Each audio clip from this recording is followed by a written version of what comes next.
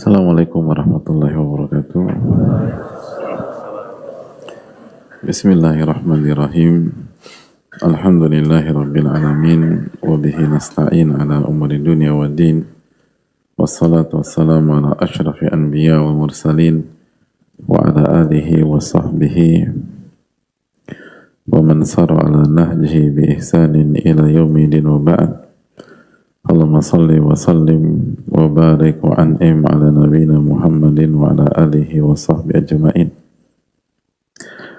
Alhamdulillah, kita panjatkan puji dan syukur kita kepada Allah Tabaraka wa Ta'ala atas segala nikmat dan karunia yang Allah berikan kepada kita, sebagaimana salawat dan salam semoga tercurah kepada Rasulullah alaihi salatu wassalam beserta para keluarga, para sahabat, dan orang-orang yang istiqomah berjalan di bawah naungan sunnah beliau sampai hari kiamat kelak. Kita meminta kepada Allah dengan nama-nama yang husna dan sifat-sifat yang maha mulia, Allah Tabaraka wa Ta'ala memberikan kita ilmu nafi dan menjauhi kita dari ilmu yang tidak bermanfaat.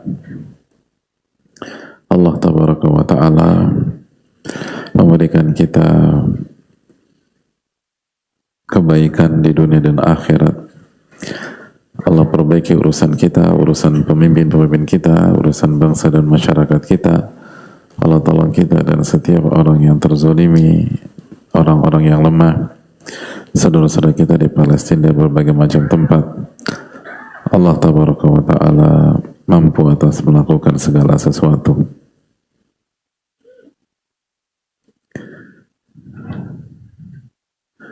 Hadirin Allah muliakan, alhamdulillah kita kembali bersua pada kesempatan kali ini di hari-hari terakhir di bulan Sya'ban, dan kita sudah masuk fase terakhir menjelang dan menatap bulan Ramadan. Jarak antara kita dengan Ramadan hanya beberapa hari saja, dan semoga kehadiran kita di salah satu rumah Allah Subhanahu wa Ta'ala ini menjadi salah satu bagian dari persiapan kita dan meningkatkan iman dan ketakwaan kita sehingga kita masuk ke Ramadan nanti insyaallah ta'ala dengan kondisi yang prima. Amin ya rabbal alamin.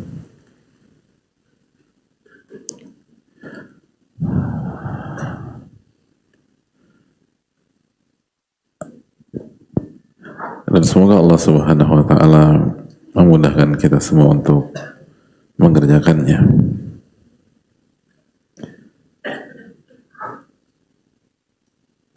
Jamaah yang Allah muliakan, kita sedang membahas tentang kesabaran. Kita sedang membahas tentang kesabaran, dan kita telah membahas tentang kesabaran ketika mengerjakan ketaatan. Mengerjakan ketaatan. Dan sabar mengerjakan ketaatan terbagi menjadi berapa hadirin? 4. Apa aja? Bagus nih 4. Bismillah. Pertama, selalu bersabar dalam menjauhi faktor yang membuat lalai. Apa? Nggak jelas? Bersabar dan menjauhi faktor yang membuat kita lalai. Terus? Sabar dalam menjaga keikhlasan. Sabar dalam apa? Menjaga keikhlasan. Terus? Menghadirkan hati. Menghadirkan hati. Terus? Yang keempat, harus mengingat apa yang memberi perintah. Kenapa? Mengingat yang memberi perintah. Dalam mengerjakan perintahnya. Jamaah jadi juri deh. Benar nggak? Senang banget menyalahkan saudara sendiri. Bukan senang ya, emang salah gitu. Tapi dapat hadiah.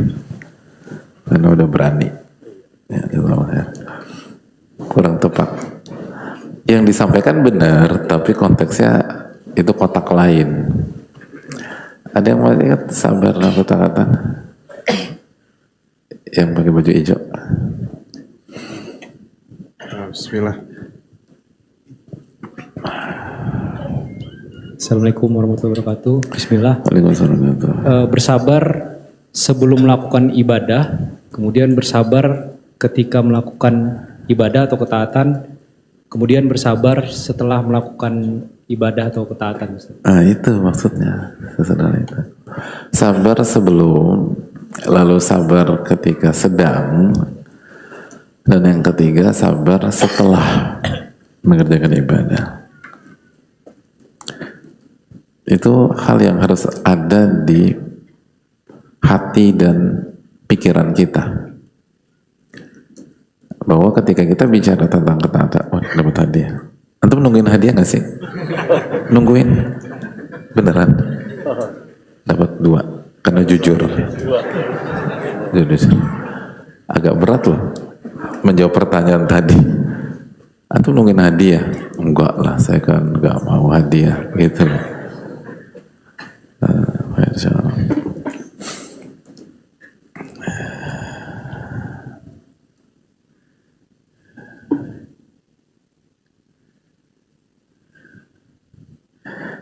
Jadi sekali lagi jamaah sekalian, apapun yang akan kita kerjakan, maka tanamkan di dalam hati dan pikiran kita bahwa kita punya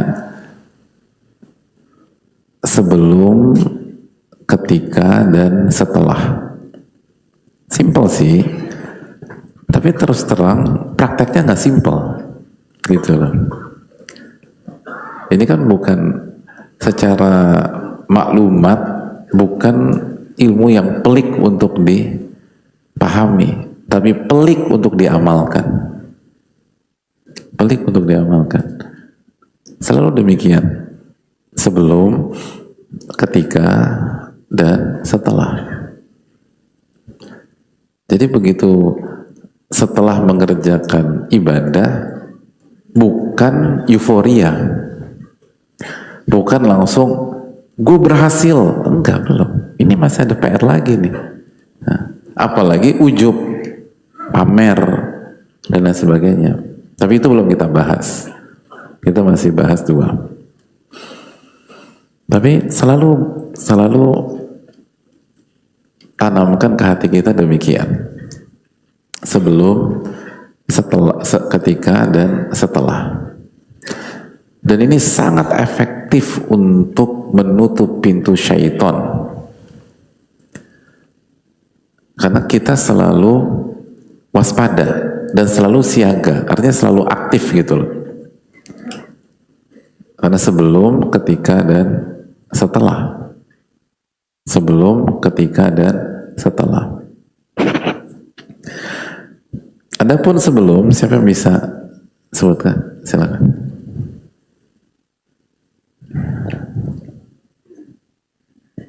Gimana? Bismillah. Untuk yang pertama menjaga niat, yang kedua menjaga keikhlasan dari riya dan sum'ah, yang ketiga bertekad. Terima kasih. Iya. Jazakallah khairan. Ini ada. Syukran. Jazakallah khairan. Jadi yang pertama, sabar dalam mengkondisikan niat kita. Untuk faktor-faktor yang bisa membuat kita riya. Lalu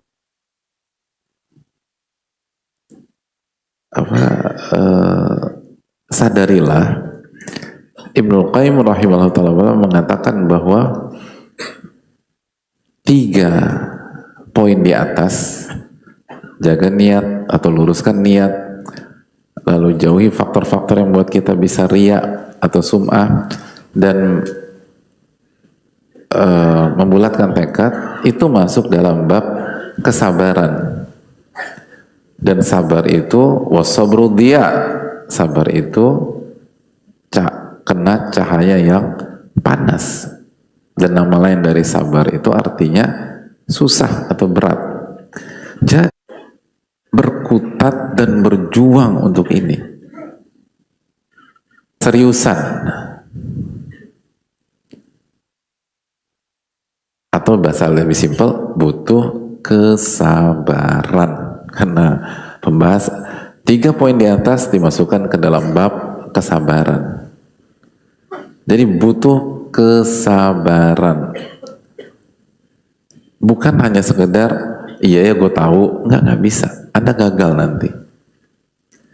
Makanya kalau kita ingin punya kualitas ibadah ya, maka memang beberapa saat sebelum masuk ke ibadah itu mode-nya udah berubah gitu loh.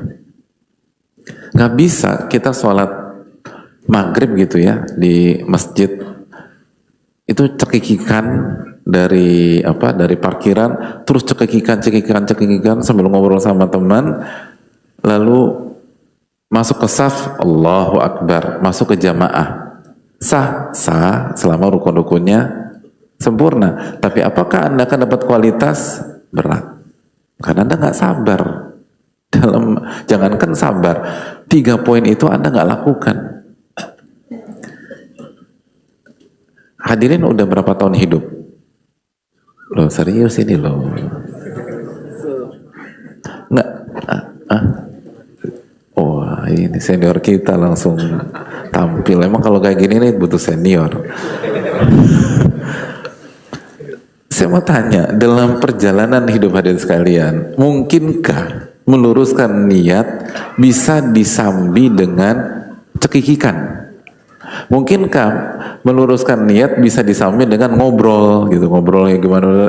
Udah komat, Allahu Akbar. Gak bisa.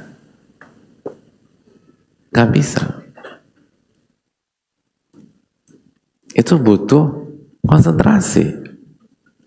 Dan kita pelaku kehidupan. Makanya bukan hanya butuh konsentrasi, butuh kesabaran. Ibnu Qayyim mengatakan, ini sabar sebelum beribadah. Makanya ini memang kita tuh ingin cepat-cepat melewati poin demi poin, tapi ilmu kayak begini nggak bisa cepat-cepat. Karena ilmu-ilmu seperti ini mudah dipahami, tapi susah diamalkan. Dan kita makanya perlu diulang-ulang, perlu diresapi, perlu mengevaluasi apa yang kita sudah lakukan. Ini yang perlu kita camkan bersama-sama. Nggak mudah. Makanya butuh waktu. Jadi artinya kalau kita ingin melakukan ibadah, itu beberapa menit sebelum ibadah kita sudah harus siap gitu. Dan ini nggak mengejutkan, sekali lagi. Berbagai macam bidang dunia untuk bisa melakukan pencapaian yang memuaskan, kita harus melakukan hal yang sama kok gitu. Kita harus melakukan hal yang sama. Acara jam 7, Anda harus datang sebelum itu. Kalau hadirin jadi pembicara misalnya. Dan begitu datang, masuk ke ruangan dulu, bicara dulu, persiapan ini, konsentrasi, baru, oke, Anda bicara. Semua demikian.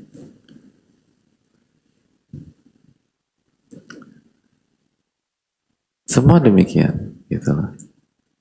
Rapat, nggak bisa begitu rapat jam 8, datang jam 8. Iya bisa tidak terlambat. Tapi apakah Anda maksimal? Enggak. Jam 8 harus datang sekian. Anda persiapan dulu, semua dibaca, lalu presentasi segala macam. Semua itu demikian. Dan seringkali hal-hal itu persiapan zohir yang jauh lebih mudah. Ini yang disebutkan Ibnu Qayyim, nggak ada yang zohir. Luruskan niat, ini bukan hal zohir. Jauhkan dari riya, ini bukan hal zohir. Tekadkan atau bulatkan tekad, lagi-lagi bukan hal zohir. Hal zohir aja, kita butuh waktu. Gitu loh. Kita butuh waktu.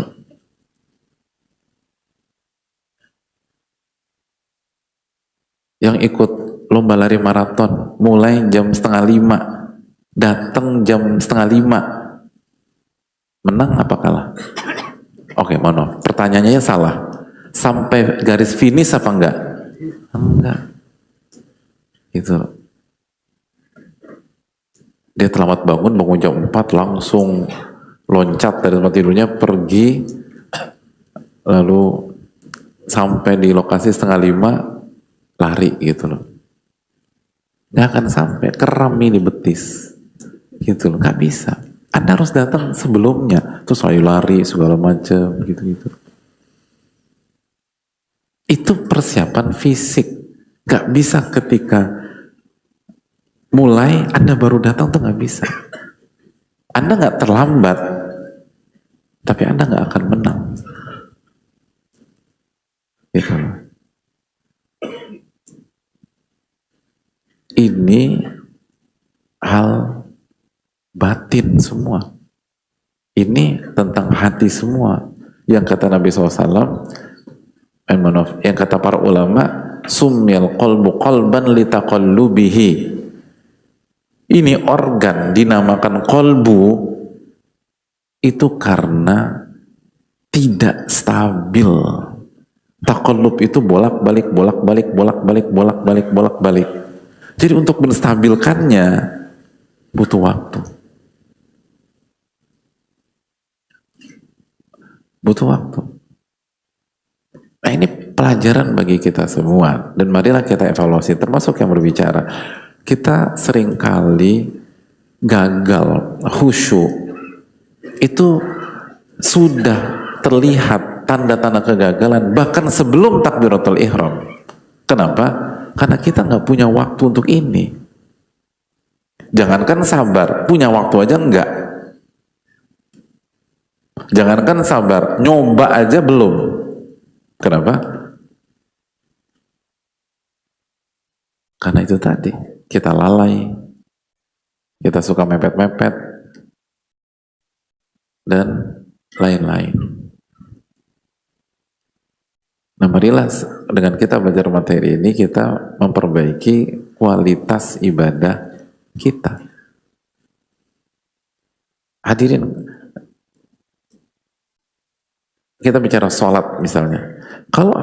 Kalau kita gagal di poin pertama ini, secara zahir nggak kelihatan. Oh, udah sholat, udah gitu loh. Kan kelihatan. Ini kan enggak. Untuk sholat maghrib misal 3 rakaat, niat seseorang kan nggak kelihatan. Lalu riyaknya seseorang nggak terlalu kelihatan juga. Azamnya masih terukur 3 rakaat secara zahir atau secara fisik, tapi kualitasnya kita jawab sendiri, hadirin, karena kita mengalami itu setiap hari. Begitu kita gagal di poin ini, aroma kegagalan dalam ibadah sudah tercium bahkan sebelum takbiratul ihram. Kalau itu sholat, sudah tercium sebelum adzan subuh. Kalau itu puasa, karena nggak bisa. Karena nanti kita terdistract. Kita harus fokus tasihun niyah wal ikhlas, lalu tajunnubu da'iya ar-riya wa sum'ah wa aqlil azam ala tawfiyatil ma'muri bihi. Para profesionalis dalam bidang dunia kan melakukan ini untuk dunianya. Bahkan seringkali standar ganda. Kalau untuk dunia ini dikerjakan, tapi kalau untuk akhirat dilalaikan. Itulah manusia. Padahal konsepnya sama. Itu fine. Makanya kan kita suka kasih contoh simpel aja, karena masyarakat Indonesia suka bola. Lihat aja pemain bola ketika pertandingan, nggak ada yang datang pas mau peluit panjang dimulai, nggak ada yang datang 5 menit sebelum mulai, nggak ada yang datang 10 menit sebelum mulai, nggak ada yang datang setengah jam sebelum mulai. Mereka datang kapan? 5 jam atau 4 jam sebelum mulai kurang lebih. Kenapa? Butuh persiapan. Itu setiap pertandingan, bukan hanya partai final. Kalau mereka profesional papan atas, 1-3 jam datang. Jadi hadirin Allah muliakan, sebenarnya ini bukan konsep yang ribet atau rumit, enggak. Cuman selama ini kita lupa tentang betapa besarnya dan urgennya ibadah dan amalan-amalan akhirat. Itu poin. Padahal jika kita mengerti, ini gampang dipahami. Apalagi yang punya standar tinggi di dalam bidang duniawinya. Dia akan bilang, iya sih, gue di pekerjaan gue juga begini. Masa buat sholat enggak? Gitu nanti kesimpulannya. Standar gue di bidang gue bener banget kayak begini. Apa yang dikatain Ibnu Qayyim. Masa buat puasa sekedarnya, sedangkan puasa osyamu li wa ana ajzibih, puasa itu untukku kata Allah Subhanahu wa taala dan aku akan langsung yang mengganjarnya. Kan selalu demikian. Masa buat kajian standarnya di bawah, masa buat Al-Quran standarnya di bawah, kan selalu demikian hadir. Itu poin. Jadi hadirin Allah muliakan, ini penting. Nah, sore ini adalah kajian terakhir kita. Sabar dulu, sabar. Sebelum Ramadan, insya Allah. Sebelum Ramadan tahun ini, insya Allah Ta'ala. Kecuali kalau hadirin tetap bersikeras Sabtu depan nggak puasa. Dan itu nggak mungkin, nggak bisa. Dosa kita. Jelas pekan depan udah masuk 1 Ramadan.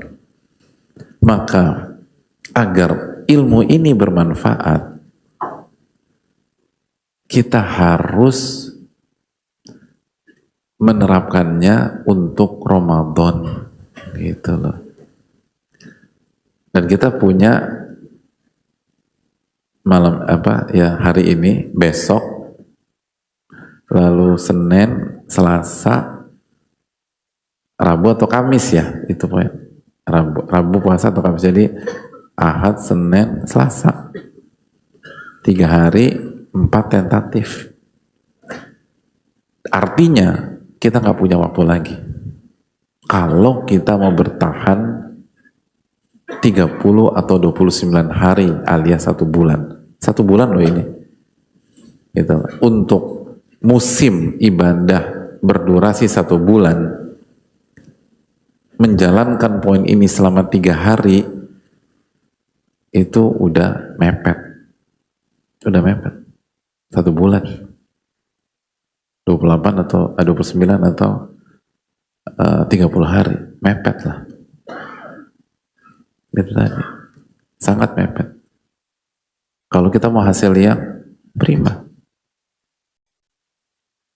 Bidang dunia untuk sebuah kegiatan 1 jam itu tadi di lokasi sudah harus 3 jam sebelumnya. Itu fine. Di lokasi harus 3 jam sebelumnya. Padahal durasinya hanya sebentar. Kan demikian hadirin sekalian.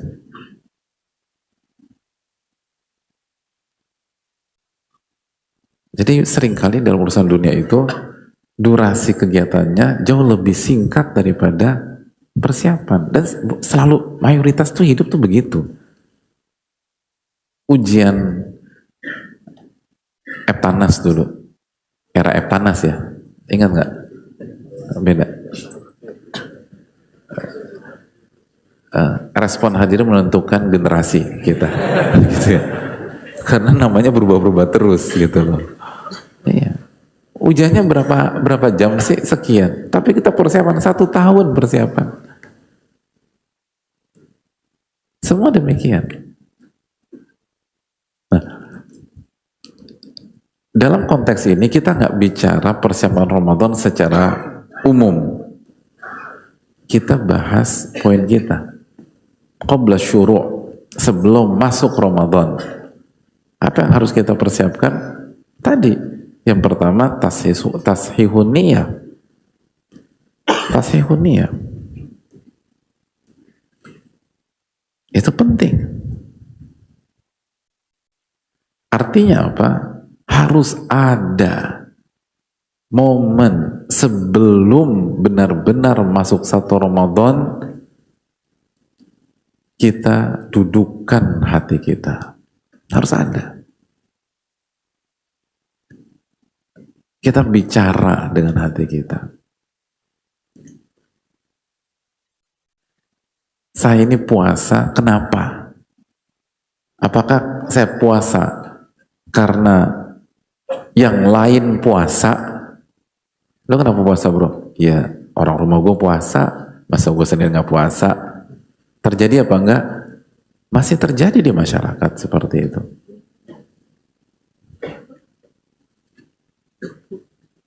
Itu poin. Kita puasa karena kita hanya menganggap ini adalah sebuah budaya tahunan.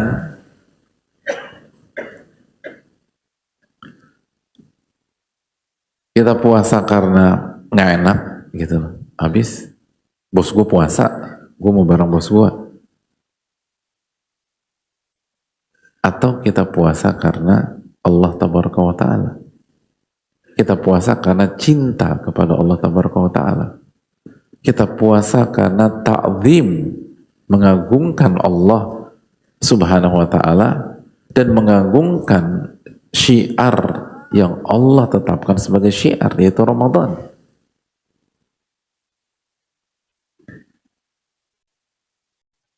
Ini poin.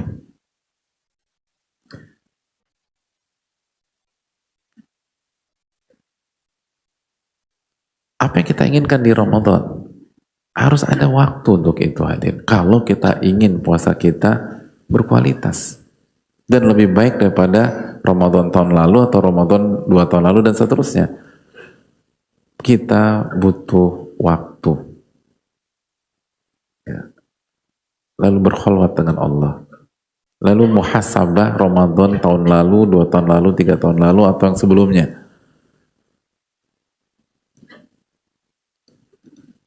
Kalau beberapa atau Ramadan tahun lalu kita gagal atau kita sempat gagal dari sisi niat atau ada sebagian niat kita goncang, dari pintu mana syaitan masuknya, kita harus tahu. Ini kan poin yang kedua, kita jauhkan semua faktor menuju riya. Kita jauhkan semua faktor riya. Iya ya, Ramadan tahun lalu akhirnya riya. Penyebabnya karena gue nanya ke teman gue, lu udah berapa kali khatam bro?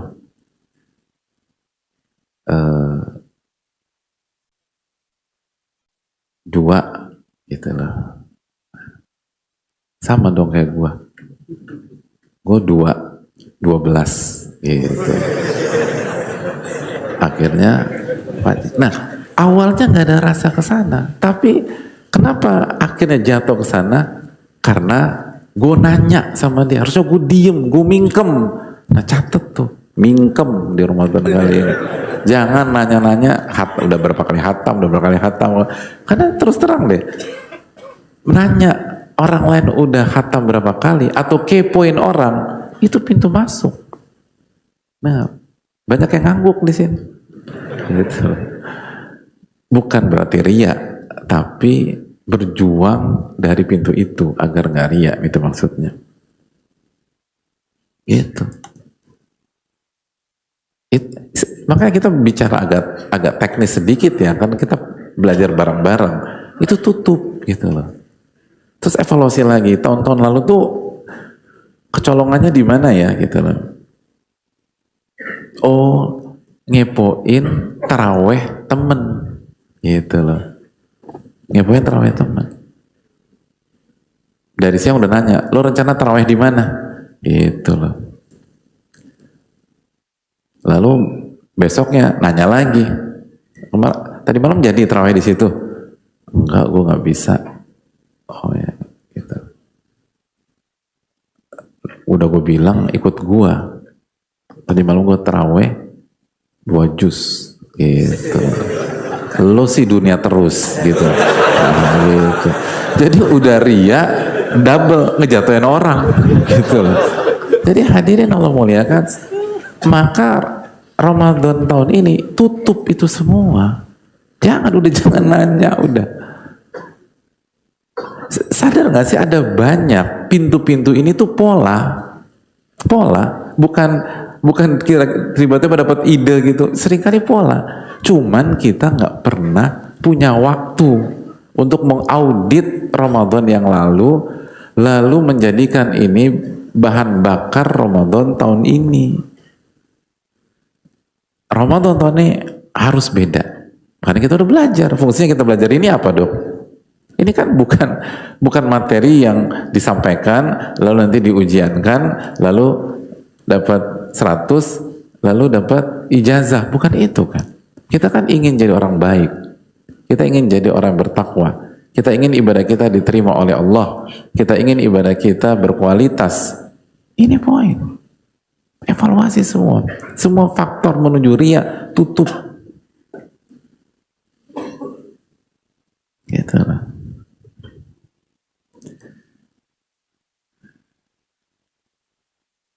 Gitu loh. Tutup. Jangan nanya-nanya. Jangan mancing-mancing. Jangan ngecek-ngecek.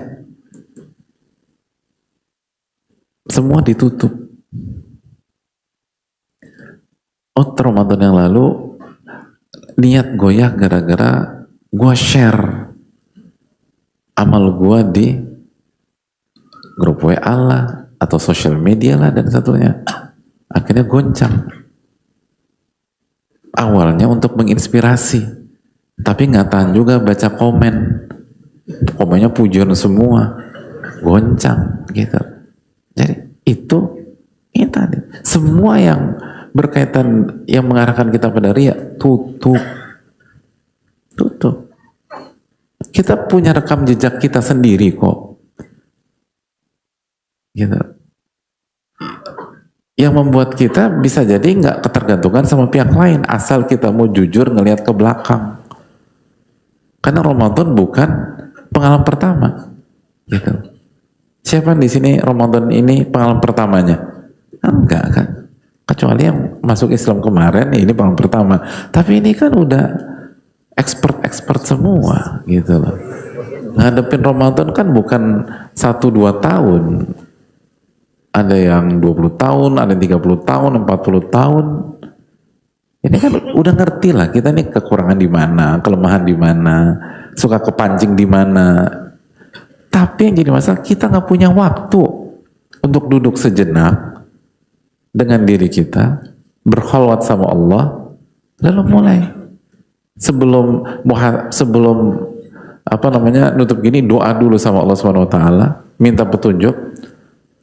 Misalnya Allah maja'alna hudatan muhtadin, misalnya ya Allah jadikanlah aku sosok yang mendapatkan petunjuk dan memberikan petunjuk kepada orang lain. Doa sama Allah, nanti Allah kasih petunjuk. Ini celah di sini tutup, celah di sini tutup, celah di sini tutup. Itu poin.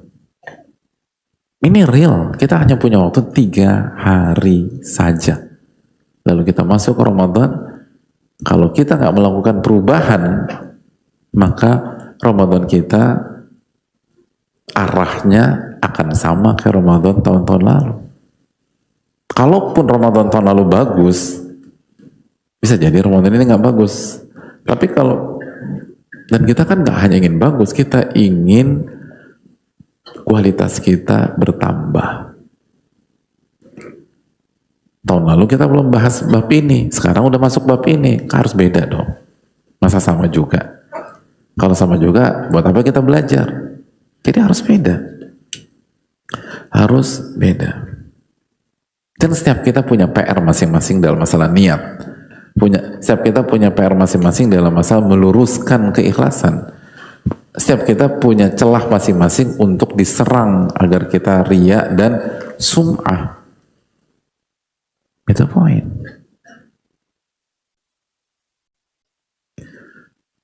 Bisa jadi kenapa Ramadan yang lalu saya jatuh dalam riya dan seterusnya. Oh, saya nggak doa. Bisa jadi itu masalahnya. Saya nggak doa. Akhirnya di 3 hari ini kita gue harus banyak doa. Setiap hari doa minta keikhlasan. Nabi SAW mengajarkan, Allahumma inni a'udzubika min an usyrika bika syai'an a'lamu wa astaghfiruka lima la'alamu. Itu kan doa agar terjaga dari kesyirikan. Baik syirik besar maupun syirik kecil. Allahumma inni a'udzubika min an usyrika bika syai'an a'lamu. Ya Allah, aku berlindung kepada Engkau dari kesyirikan yang berpotensi aku lakukan padahal aku udah tahu itu syirik. Kita tahu ini riya, tapi tetap aja pengen dipuji, pengen disanjung, pengen dapat komplimen, pengen dapat komen yang positif. Kita tahu ini ngerusak nih. Lihat bagaimana doa dari Nabi SAW tajam loh. Ya Allah, aku berlindung kepada Engkau dari kesyirikan yang berpotensi aku lakukan padahal aku udah tahu itu syirik. Ini kan menunjukkan nggak mudah. Ini bukan masalah tahu atau nggak tahu. Ini bukan tentang paham atau nggak paham. Ini tentang hawa nafsu yang senang dipuji, senang disanjung, senang diterima, senang cari validasi manusia, senang dapat kedudukan. Musuh kita tuh itu. Dan kita disuruh bertahan bukan 1-2 hari, 1 bulan. 1 bulan.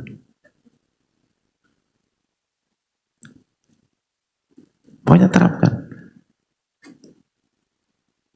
Terus kita mikir lagi, oh, apa faktor yang buat saya riya gitu, apalagi tahun lalu. Oh, ngepoin iktikaf temen, nah gitu, lalu dibanding-bandingin gitu loh. Padahal kan intinya bukan itu ya.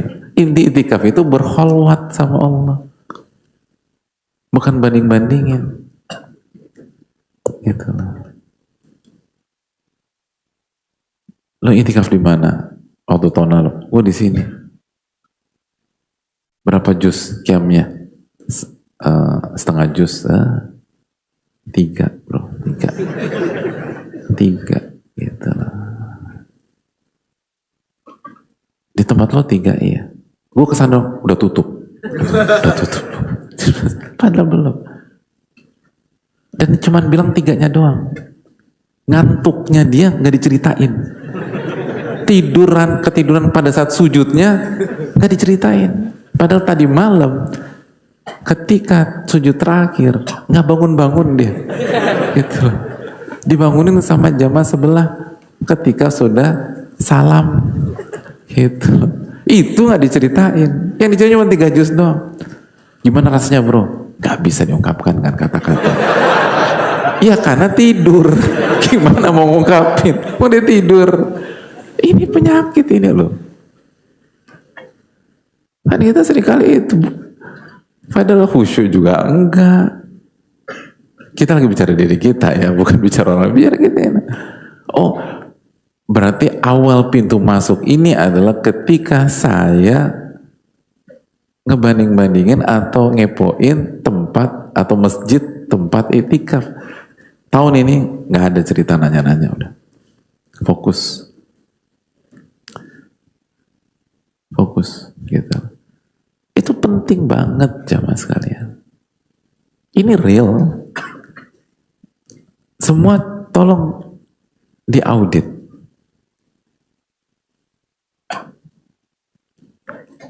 Ada yang kemarin kecolongannya karena cerita umroh ketika Ramadan gitu loh. Lalu cerita tentang suasana taraweh di Masjidil Haram. Oh, gitu lah. Tapi ketika kondisi dia nggak masuk ke masjid gara-gara terlambat, nggak diceritain gitu loh. Oh, luar biasa penuh. Fastabiqul khairat gitu loh. Tapi titik harusnya, tapi anak kalah, nggak diceritain di kalahnya. Kan fastabiqul khairat kan ada yang menang ada yang kalah. Pas kalahnya nggak bisa masuknya karena terlambat, itu nggak diceritain. Oleh karena itu kalau kita mau umroh pas Ramadan tahun ini, Allah berikan rezeki, udah tutup. Dan kalau kita ingin mengajak orang, hati-hati. Dan kita paling tahu tentang kondisi dan kualitas hati kita. Jadi ini yang harus, pokoknya semua itu tuh diperhatikan.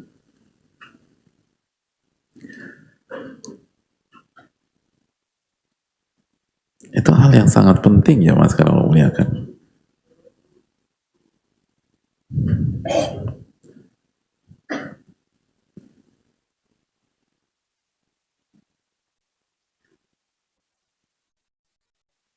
Hadirin Allah muliakan. Lalu yang berikutnya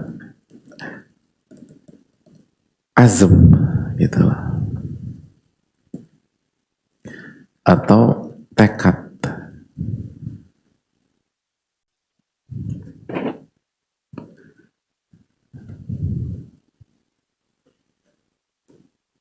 Lagi-lagi ambil pengalaman tahun lalu. Misalnya, kenapa tahun lalu taraweh kita bolong-bolong? Kenapa ya bro? Oh, kebanyakan schedule bukber. Tahun lalu kita Ramadan berapa hari? 29, 30 ya? 30. Tahun lalu schedule bukber gua 32.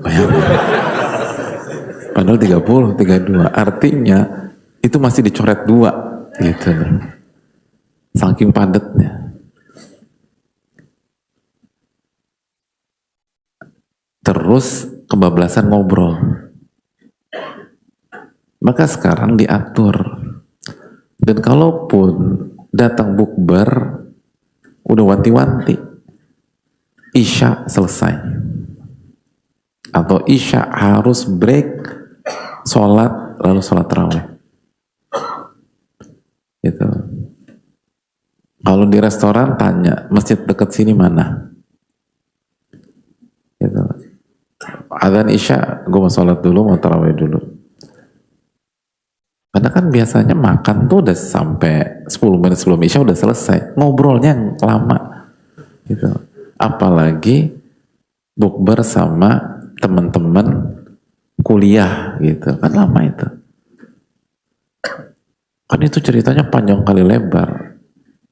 Kita lulus 10 tahun yang lalu, jadi kan ada 10 tahun yang kita harus tukar-menukar informasi dengan dia. Itu bukber teman kuliah, belum lagi bukber teman TK. Berapa tahun kita harus cerita. Ini yang sering kali membuat kita kebablasan Isya dan tarawih. Gitu. Itu kan panjang kalau dari TK. Nah, bukan. Jadi aku nggak perlu sambung hubungan dengan teman-teman TK aku. Bukan. Diatur. Pokoknya azam. Nggak gimana caranya maghrib harus dapat masjid. Isya sholat berjamaah, taraweh dapat juga. Habis itu kita mau lanjut bicara asal tidak menzolimi hak yang lain atau hak keluarga, atau nanti nggak kebablasan dan atau tidak bicarakan hal-hal yang haram, ya udah seperlunya. Tapi ini harus didudukan karena terbukti Ramadan nggak semudah yang kita pikir, nggak semudah. Dan kita selemah itu. Kita selemah itu. Dan seringkali kan kita berpikir, syaitan udah dibelenggu Pak Ustadz, gitu. Iya, tapi terbukti tetap kalah kan? Kan gitu poinnya. Sebagian ulama mengatakan yang dibelenggu itu adalah maradatul jin, sebagaimana riwayat lain, yaitu gembung-gembungnya, gitu loh. Jadi mafioso-mafiosonya yang paling jago. Tapi yang kelas-kelas terinya tuh masih. Dan terbukti kita kalah juga gitu. Itu masalah. Yang nyakitin tuh itu gitu. Terbukti dari tahun ke tahun kalah juga. Itu poin. Kan menyedihkan hadirin sekalian. Itu menyedihkan. Gimana kalau syaitannya full tim? Kan begitu. Ini syaitan nggak full tim, kita babak belur. Gimana kalau syaitannya full tim? Ini yang perlu kita camkan. Jadi itu poin.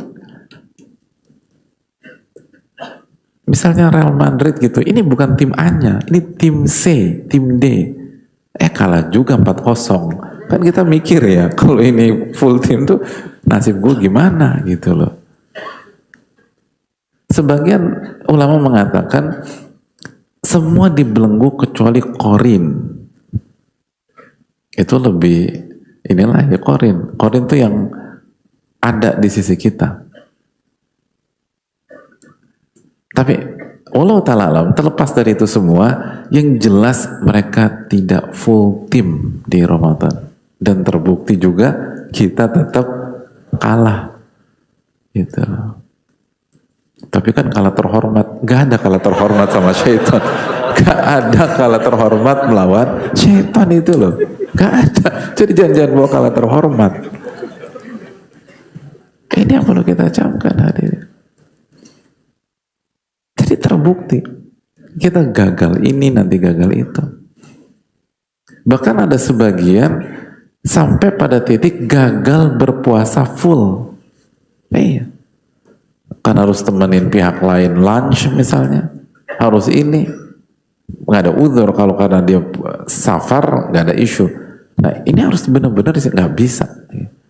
Ini perintah Allah Tabaraka wa Ta'ala. Dan kadang-kadang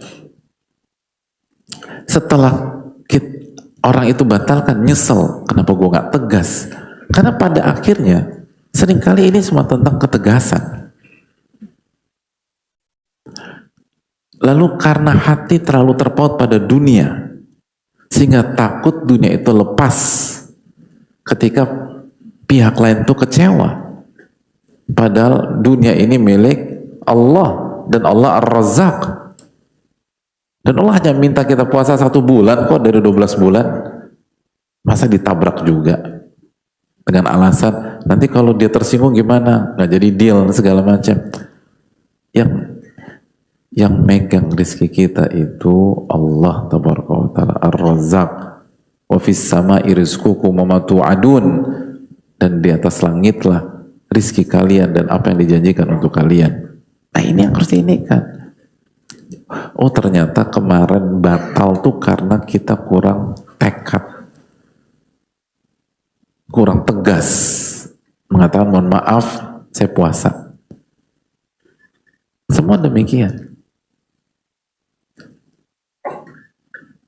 Ada yang tahun lalu kehilangan pahala puasa. Kenapa?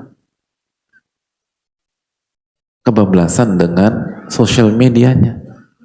Berarti Ramadan kali ini dijaga gitu. Dan butuh tekad. Sebulan ini enggak.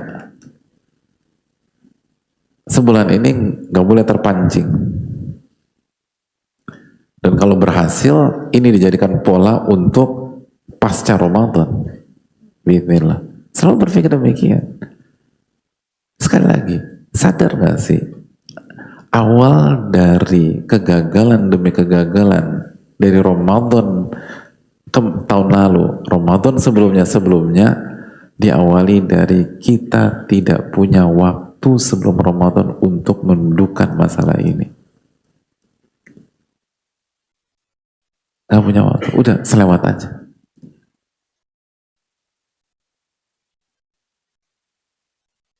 Aktivitas, lalu nanti sore sidang isbat, udah nonton, puasa, WA gitu loh. Gitu loh. Langsung jadi pujangga gitu kan. Kan pujangga tuh lahir awal Ramadan dan nanti akhir Ramadan gitu. Gitu loh. Kan demikian. Dikala kaki tidak bisa melangkah.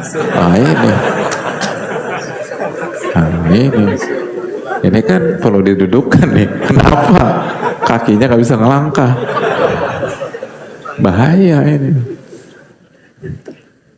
Itu dah. Tapi substansinya nggak dapat kita. Nah inilah hadirin Allah muliakan. Tolong berikan waktu. Gak lama kok. Tapi benar-benar didudukin gitu loh. Jadi Allah juga lihat kita nih serius ngadepin Ramadan. Kita melihat Ramadan itu spesial sebagai sebuah dimensi waktu yang memang harus disikapi dengan persiapan ekstra. Dan Allah berfirman dalam surat Al-Hajj ayat 32, "Wa man yu'azzim sya'airallah fa innaha min taqwal qulub." Barang siapa yang mengagungkan syiar dari syiar-syiar Allah, itu bukti takwa yang ada di dalam hati. Takwa yang ada dalam hati. Takwa yang ada dalam hati. Jadi kalau kita agungkan Ramadan, itu ketakwaan di dalam hati. Jadi begitu kita sisihkan waktu untuk ini dan serius di satu-satu dikaji, berarti itu bukti ketakwaan di dalam hati, dan itu menunjukkan berarti kita masuk Ramadan dengan bekal ketakwaan yang baik, dan itu modal berharga untuk maksimal di bulan Ramadan. Itu poin.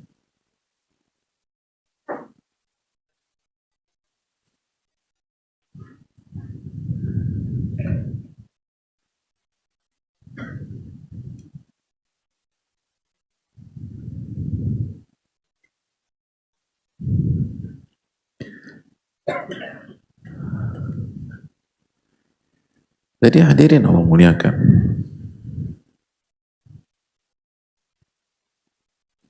Makanya Ibnul Jauzi mengatakan, "I'lam annaka fi maidani sibaq."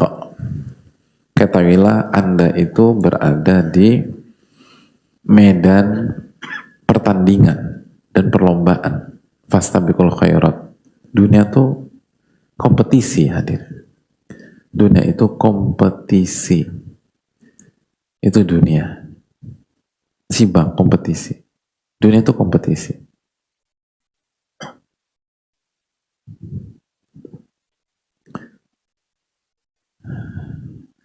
Wal awqatu tuntahabu wa la takhludu ilal kasal.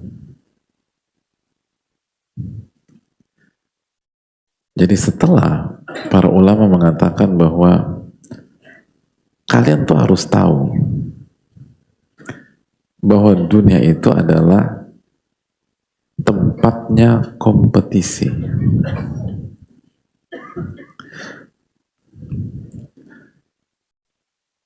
Lalu beliau mengatakan, dan waktu itu terus dirampas tanpa terasa. Maksudnya apa? Waktu itu berlalu tanpa terasa. Seakan-akan dia dirampas.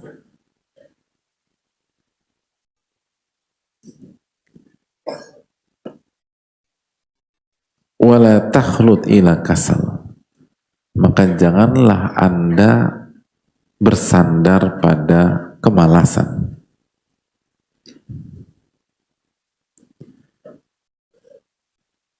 Jadi bahasa Allah tuh waktu tuh dicuri tapi sedikit, kita nggak terasa. Tiba-tiba udah habis sudah. Ini kalau 3 hari ini kita nggak maksimalkan, kita nggak terasa masuk 1 Ramadan. Lalu nanti nggak merasa 10 malam terakhir. Lalu habis itu malam takbiran semua selesai dan nggak ada pencapaian sama sekali. Hilang momentum. Dan yang ada hanya penyesalan. Dan itu yang terjadi di banyak orang dari tahun ke tahun. Andai akhirnya buka pintu syaitan, andai saya begini, andai saya begini. Dan itu nggak boleh. Mumpung masih ada di hadapan kita. Ramadan secara utuh, full ada di hadapan kita. Kalau kita ingin merubah, sekarang waktunya. Kita langsung. Faman fata man fata illa bil kasal. Lalu Ibnu Jauzi mengatakan, tidak ada yang gagal atau tidak ada yang kehilangan momentum kecuali karena kemalasan. Males kita nih. Sampai luangkan waktu untuk ini aja males. Alasannya sibuk lah. Padahal nggak sibuk. Ini males aja kata para ulama. Nggak serius kita. Males. Wala nala man nala illa bil jiddi wal azam. Nah, ini. Dan sebaliknya, tidak ada yang berhasil dari orang-orang berhasil kecuali karena dia serius dan punya tekad yang bulat, punya azam.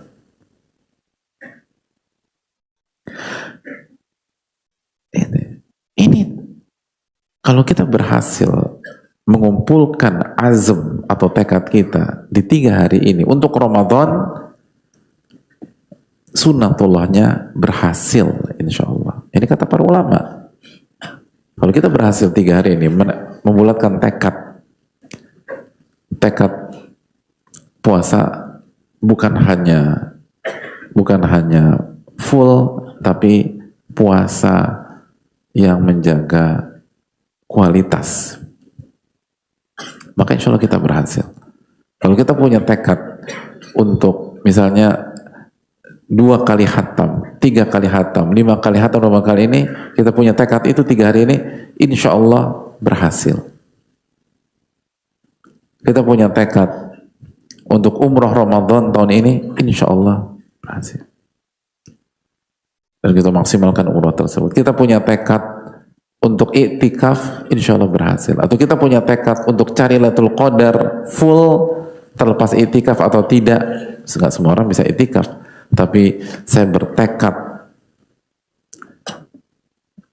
Ramadan kali ini saya harus sapu bersih 10 malam terakhir. Kalau ada tekad itu, sunnatullahnya berhasil. Itu poin. Tekad itu penting. Bulatkan tekad itu penting. Wa innal himmata la tagli fil qulubi ghalayana ma fil qudur. Karena kalau orang tuh udah punya tekad, udah punya kesungguhan, maka semangat itu akan mendidih seperti air mendidih di dalam tempat air. Jadi semangat gitu loh. Tapi butuh dipanasin. Semua begitu. Kayak engine mobil, mesin mobil, butuh dipanasin. Manasin beberapa menit, baru keluar rumah deh tuh. Silakan ngegas deh tuh. Tapi begitu. Tapi seminggu nggak pernah dinyalain. Bahkan sebulan nggak pernah dinyalain. Terus ini soak, nggak bisa. Atau 3 hari nggak nyalain, kita starter lalu langsung ngegas, mati. Nggak bisa. Semua tuh demikian. Kaki nggak dilatih, tiba-tiba lari, kram.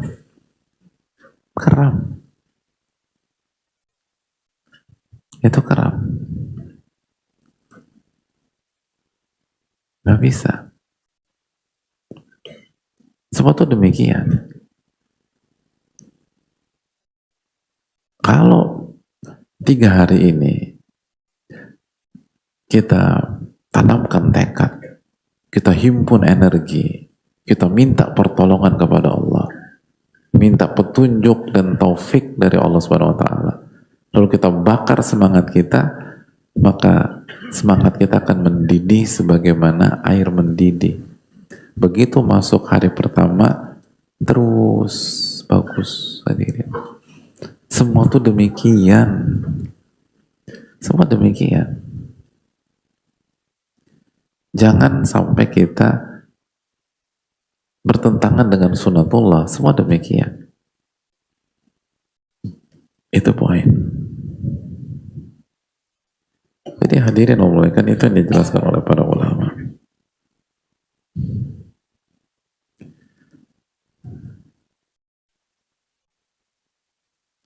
Makanya kan Allah Subhanahu wa taala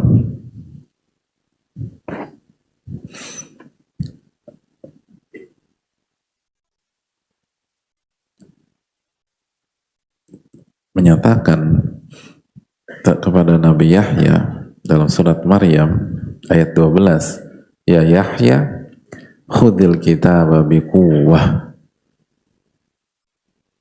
wahai Yahya ambil kitab suci dengan seluruh kekuatan, bilquwwah, itu dengan kesungguhan, dengan sungguh-sungguh, dengan total, nggak boleh lemah.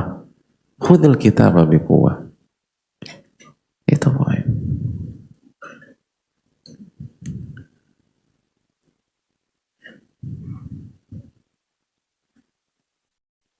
Jadi itulah azam dan tekad.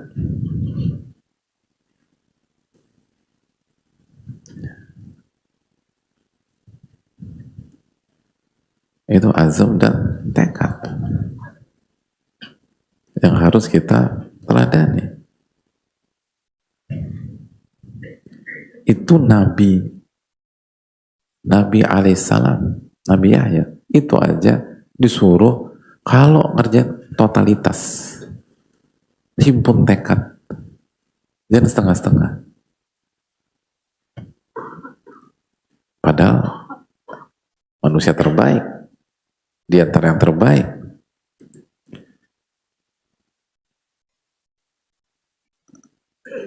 Itu hal yang perlu kita camkan hadirin. Jadi inilah waktunya kita menatap Ramadan dengan benar. Sekali lagi, yang kita butuhkan waktu. Lalu berkhulwat dengan Allah. Doa, cerita harapan kita. Lalu catat. Amalkan. Luruskan niat. Saya ini puasa buat apa? Jauhkan semua potensi-potensi riya. Jalur-jalur riya tutup. Harus tutup. Itu poin. Lalu tanamkan tekad dengan totalitas. Tanamkan tekad dengan totalitas.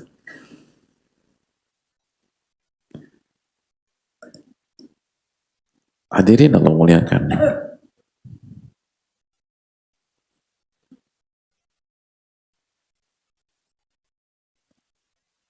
Makanya kata Nabi SAW, beliau menyampaikan bahwa al-mu'minul qawi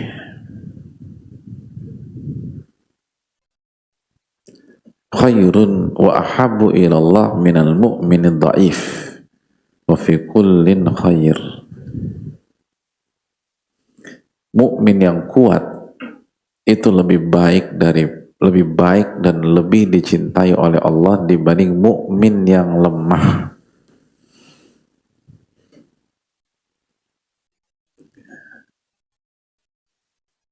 Mukmin yang kuat itu lebih baik dan lebih dicintai oleh Allah dari mukmin yang lemah.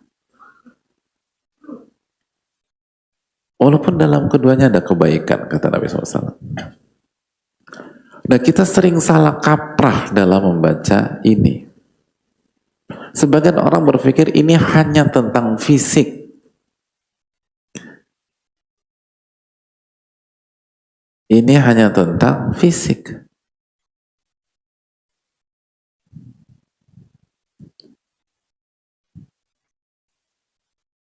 Padahal kita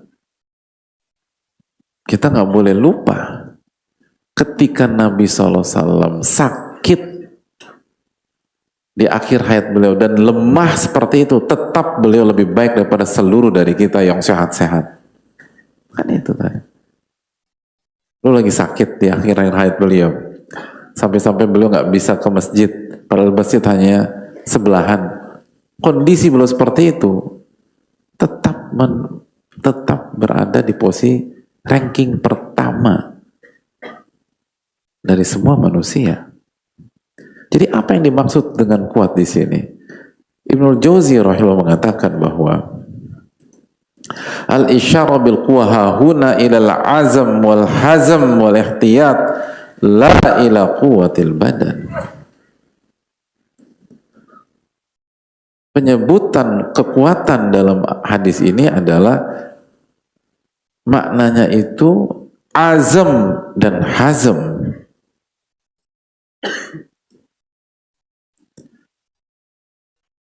Kuat tekad. Kuat tekad. Tekad ketegasan dan kehati-hatian. Bukan sebatas kekuatan fisik dan tubuh.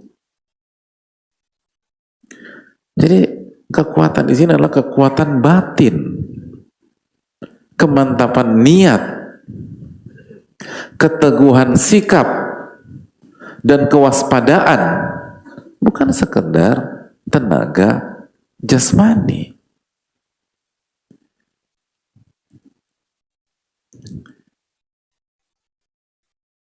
Dan ini juga dijelaskan Imam Nawawi, karena hadis di atas hadis riwayat Imam Muslim. Imam Nawawi menjelaskan dalam Syarah Muslim Al-Minhaj, wal muradu bil quwwa huna azimatun nafsi wal qariha fi umuril akhirah. Yang dimaksud kekuatan di sini adalah azimatun nafsi, kekuatan tekad jiwa seseorang. Ini kekuatan tekad dan keteguhan jiwa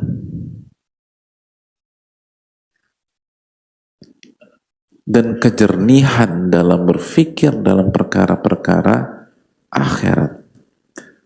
Kejernihan hati dan berpikir dalam perkara-perkara akhirat. Itu poin. Itu poin.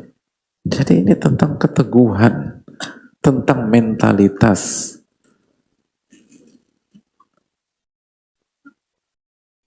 tentang kekuatan tekad. Itu yang dikatakan oleh para ulama.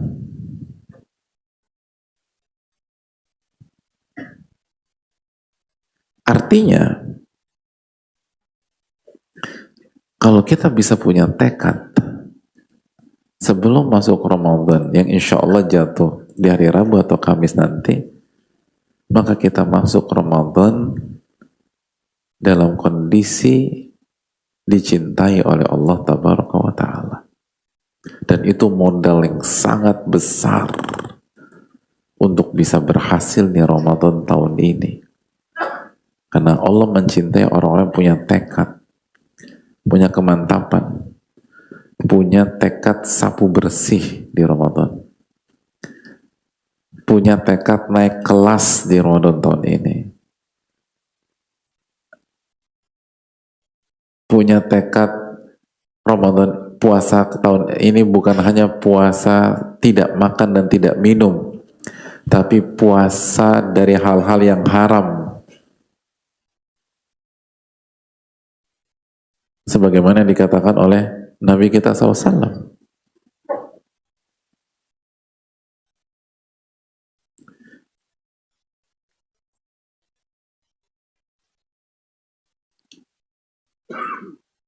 Kan itu hadirin. Tapi puasa dari hal-hal yang haram, puasa dari lagwi, dari hal-hal yang sia-sia, buang-buang waktu, bukan urusan kita,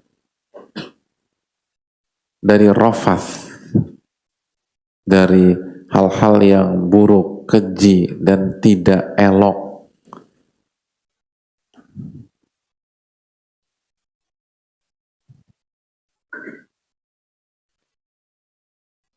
Kan itu.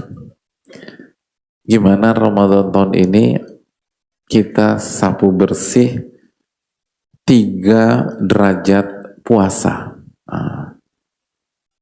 Masih ingat nggak 3 derajat puasa? Apa? Puasa. Assalamualaikum. Yang pertama yaitu tingkatan yang paling umum, yaitu seorang berpuasa hanya sekedar untuk menahan lapar dan hausnya, serta hawa nafsunya. Kemudian yang kedua adalah tingkatan orang-orang yang khusus, yaitu orang-orang yang dia yang kedua yaitu dia orang-orang yang fokus dalam beribadah, diantaranya. Ana yang kedua lumayan lupa terus terang. Yang ketiga terus terang, bagus. Hadiah. Bagus ini, bagus. Yang ketiga, jujur tuh bagus. Yang ketiga itu orang-orang yang puasa orang-orang yang khusus atau orang-orang yang spesial, diantaranya yaitu mereka orang-orang yang berpuasa untuk meninggalkan perkara yang diharamkan Allah dan bahkan berusaha meninggalkan perkara yang benar-benar sia-sia. Habis waktu.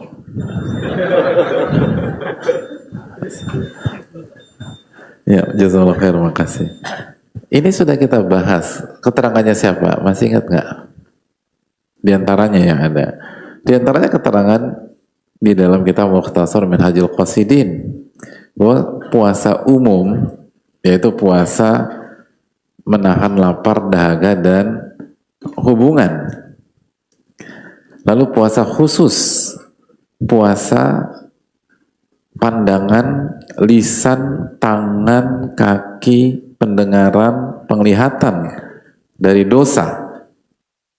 Tapi ini baru ranking 2 nih, ini belum ranking 1.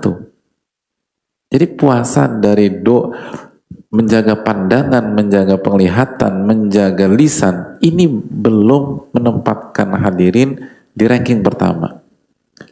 Ini baru ranking 2. Yang ranking pertama, somo khususil khusus. Ini khususnya khusus. Kalau kita VVIP, ini VVIP. Yaitu apa? Somul qalbi minal himamid dani'ah. Mempuasakan hati kita dari seluruh virus hati dan hal-hal yang rendah. Itu puasa ranking 1. Gitu ada. Bisa nggak kita kejar itu di puasa tahun ini? Dan mulai dari tekad, ya Allah, kemarin saya udah ranking 3, alhamdulillah, full 30 hari, tapi puasa ranking 3, perunggu lah gitu, puasa perunggu. Target saya ini ranking 2, lalu loncat ke ranking 1. Ini penting. Makanya kita punya PR 3 hari ini tuh penting. Semoga Allah memberikan taufik. Kita lanjutkan insyaallah ba'da salat maghrib. Subhanallahi wa syada la ilaha illa anta astaghfiruka wa atubu ilaik. Assalamualaikum warahmatullahi wabarakatuh. Assalamualaikum warahmatullahi wabarakatuh. Bismillahirrahmanirrahim. Alhamdulillahirabbil alamin. Wa bihi nasta'in ala umuri dunya wad din. Wassalatu wassalamu ala asyrafil anbiya wal mursalin wa ala alihi wa sahbihi wa man sara ala nahjihi bi ihsanin ila yaumidin wa ba'd. Allahumma inna nas'aluka ilman nafi'a wa na'udzubika min ilmin la yanfa'. Alhamdulillah, kita panjatkan puji dan syukur kita kepada Allah Tabaraka wa Ta'ala. Kita kembali dimudahkan untuk bersua pada salat maghrib. Semoga Allah Subhanahu wa Ta'ala memberikan kita ilmu nafi di sesi ini, dan kita buka sesi tanya jawab di antara maghrib dan isya ini. Semoga Allah senantiasa merahmati Al-Imam Ibnu Jamaah Ibnul Qayyim. Semoga Allah senantiasa merahmati Ustadz, keluarga, tim, serta seluruh kaum muslimin. Amin wa iyyakum. Ustadz, mau nasihatnya, saya orang yang banyak dosa, dan banyak dari dosa yang saya lakukan di saat sendirian, seperti masih mendengarkan musik serta ketika scroll sosmed, melihat aurat, dan banyak melalaikan waktu dengan handphone saya. Apakah saya termasuk orang yang dimurkai oleh Allah Subhanahu wa Ta'ala? Mohon nasihatnya atau sarannya supaya saya bisa berlepas dan terhindar dari fitnah handphone, dan supaya di Ramadan nanti waktu screen time saya tidak lebih banyak dari waktu ibadah saya. Semoga Allah memudahkan Ustaz untuk menjawab. Jazakallahu khairan, barakallahu fikum. Hadirin Allah muliakan, yang pertama, kita setiap hari membaca ghairil maghdubi alaihim waladdallin, dan bukan jalan orang-orang yang dimurkai, dan bukan jalan orang-orang yang tersesat. Dan sebab dimurkai adalah tidak mengamalkan ilmu, dan sebab kesesatan adalah beramal dan melangkah tanpa ilmu.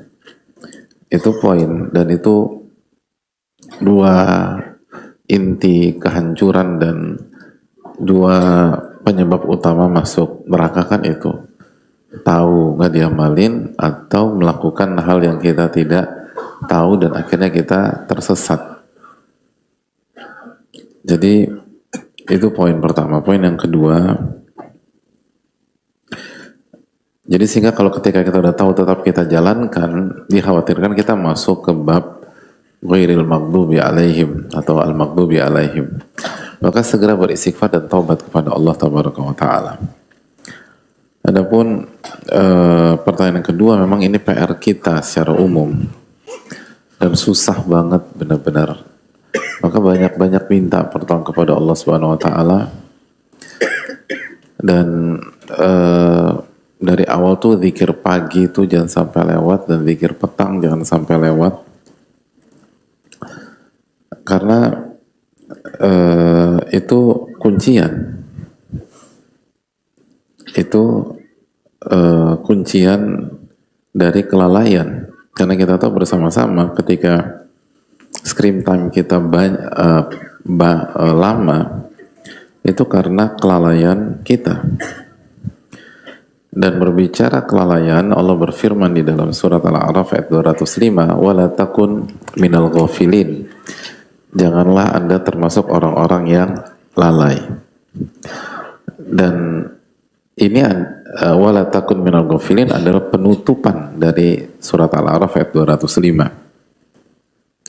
Sedangkan awal dari ayat tersebut adalah wadhkur rabbaka fi nafsika tadarruan wa khifah wa dunal jahri minal qaul bil ghudwi wal asal, dan berzikirlah dan ingatlah Rabbmu dalam dirimu dengan menunduk, merendah, dan secara lirih, dan tidak mengangkat suara, nggak teriak-teriak gitu loh.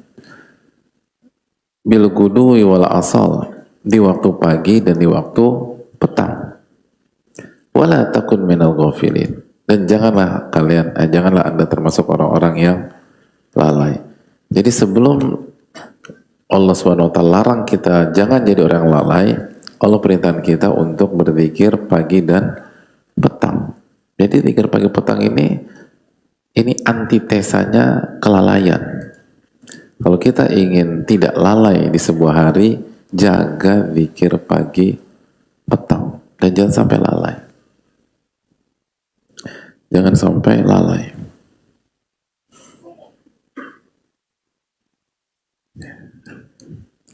Jadi jangan sampai lalai dari zikir pagi petang. Itu penting. Dan itu intinya. Pada dasarnya penyebab kelalaian itu adalah kurang zikir. Maka gimana biar nggak lalai? Zikir dikuatkan. Dan perbanyak baca Al-Quran, karena baca Al-Quran adalah zikrullah yang paling baik. Jadi sekali lagi, coba kita ketika screen time kita lama, di hari itu kita lemah dalam membaca Al-Quran. Selalu demikian. Tapi kalau hari itu kita kuat dalam membaca Al-Quran, screen time kita insya Allah nggak lama. Dan seperlunya saja. Itu yang perlu kita camkan. Wallahu ta'ala misal. Assalamualaikum Ustaz. Waalaikumsalam. Izin bertanya, bagaimana pendapat Ustaz ketika kita riya tapi hanya istri kita? Jadi ingin dipuji istri gitu, sebagai ahli tahajud, sebagai ahli siam, sebagai ahli Quran, dan pokoknya pengen banget. Hadirin Allah muliakan,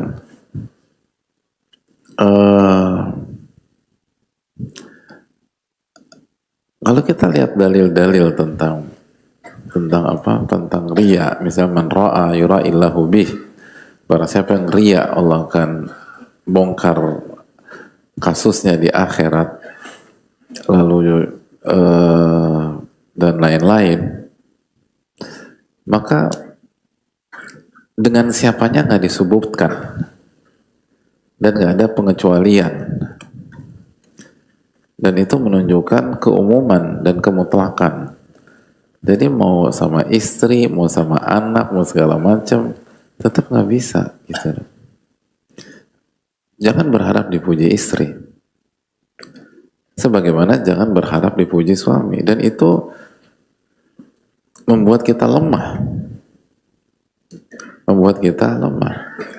Dan salah satu penyebab besar percecokan, ketidaknyamanan dalam rumah tangga, lalu bisa jadi berujung perceraian, adalah berharap diapresiasi sama pasangan,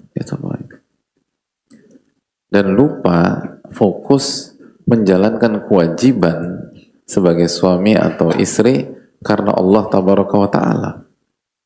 Kita menjalankan kewajiban sebagai suami itu karena Allah.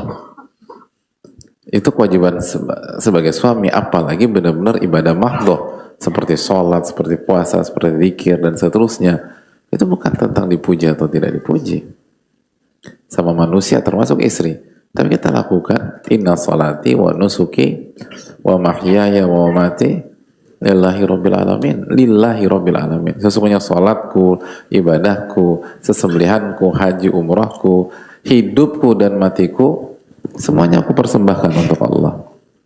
Bukan untuk dipuji A, dipuji B, dipuji C, dan seterusnya. Jadi sekali lagi,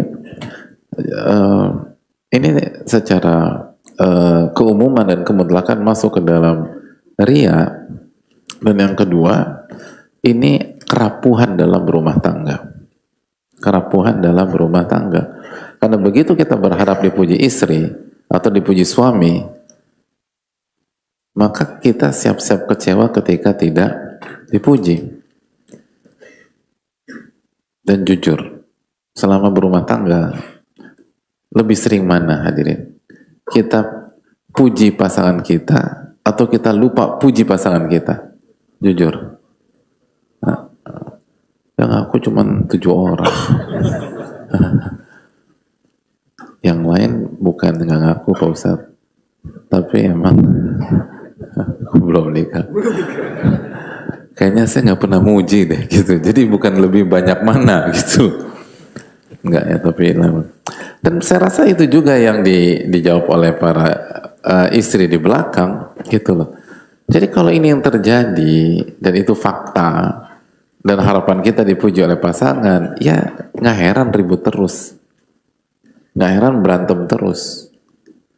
Maka sekali lagi pernikahan adalah sebuah perjalanan untuk memberikan yang terbaik untuk pasangan, untuk memuliakan pasangan, untuk berkorban bagi maslahat pasangan. Dan kita lakukan semata-mata bukan karena bucin sama dia, tapi kita lakukan karena Allah tabaraka wa ta'ala. Karena Allah mengatakan wa'ashiruhunna bil ma'ruf, gitu loh. Dan Allah perintahkan kita untuk karena Allah subhanahu wa ta'ala. Wallahu ta'ala bisawab.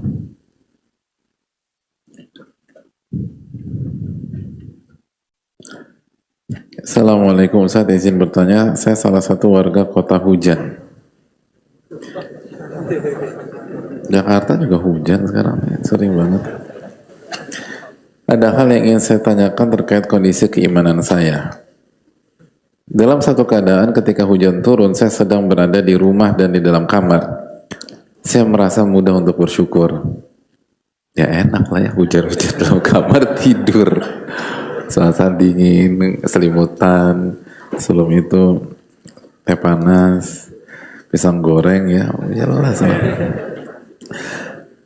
Saya membaca doa ketika turun hujan dan merasakan nikmat dari karunia Allah Subhanahu wa taala.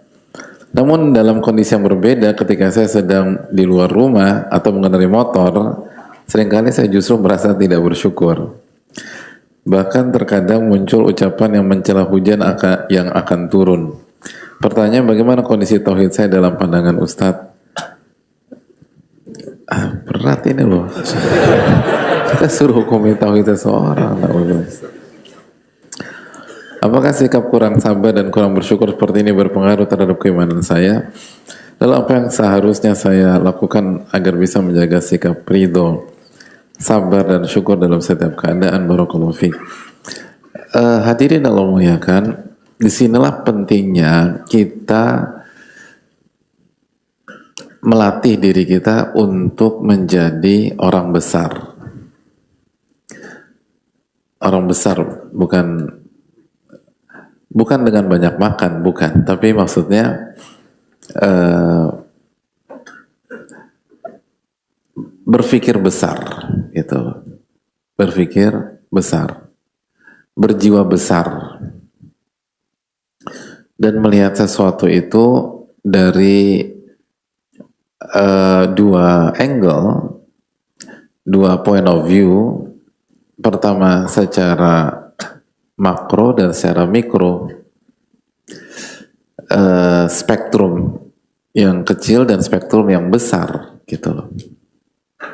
Sehingga kita bisa melihat sesuatu secara holistik, secara utuh, secara 360 derajat. Dan itulah kerangka berpikir ilmiah, itu malakah. Hujan, atau sehingga, sebelum kita masuk hujan, sehingga kita bisa jadi orang yang objektif dan muafak, diberikan taufik ketika membaca sebuah keadaan. Dan menjadikan kebenaran sebagai parameter kebenaran, bukan bukan kepentingan kita pribadi. Kalau kita diuntungkan, kita mengatakan ini positif. Kalau kita dirugikan, padahal pada spektrum yang lebih besar ini maslahat, lalu kita mencela dan mengatakan ini kerugian, padahal enggak. Nah, begitu juga dengan hujan. Hujan secara maslahat pribadi kita atau sebagian pihak memang itu merugikan, tapi untuk masalah yang jauh lebih besar, gitu loh, dalam spektrum yang jauh lebih besar, tetap menguntungkan. Makanya Allah mengatakan hujan itu air yang berkah. Dan seringkali masalah yang ditimbulkan itu bukan karena hujannya, itu karena perbuatan manusianya. Perbuatan manusianya. Jadi bukan karena hujannya, seringkali demikian. Jadi kalau kita bisa melihat seperti ini, maka walaupun kita kehujanan, walaupun kita lagi naik motor, tetap kita bisa bersyukur. Karena walaupun detik itu kita dirugikan, tapi secara lebih luas tetap diuntungkan. Gitu loh. Air itu penting, hadirin. Air itu penting, sangat penting. Itu sumber kehidupan, nggak bisa dipegang. Dan salah sumber air adalah hujan. Makanya para ulama kita mengatakan bahwa ciri khas